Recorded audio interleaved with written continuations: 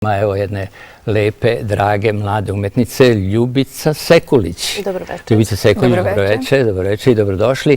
Ljubica Sekulić živi na relaciji Stockholm-Beograd. Jeste. A u Stockholmu, to je sad kuriozitet, u Stockholmu više svirate violu, a u Beogradu harfu. Kako to? Da.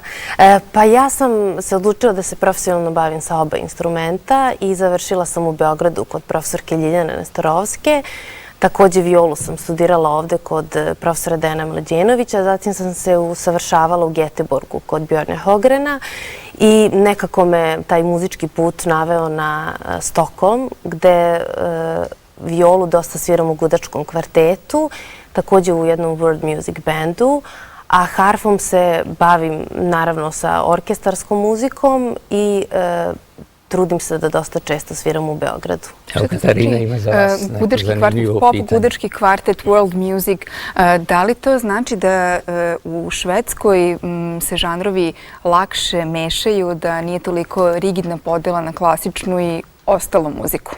Jeste, mogla bih da kažem da je to razlika ne samo u školovanju, već i u jednom stavu muzičara, profesionalnih muzičara u Skandinaviji. Veoma često svi mi koji tamo živimo i radimo volimo da se bavimo i drugim žanrovima i to se ne smatra nečim manje vrednim, već naprotiv se smatra jednom inspiracijom, pogotovo kad je u pitanju world music ili jazz muzika, gde ipak imamo mogućnosti za neke solo improvizacije i gde se na jedan drugačiji način posebno razvija naša mašta muzička. Sjajno. Lepo. Sad bih ja voleo, nadam se da to neće biti teško pitanje, da najavite vašu kompoziciju za harfu, to je Dragana Jovanović. Jeste, Dragana Jovanović, kompozicija se zove Violet. Da, a ajde najavite na švedskom. Pa isto bi bilo Violet. Mislio sam malo više. Veoma je kratko i univerzalno ime. Dobro. Izvolite. Izvolite.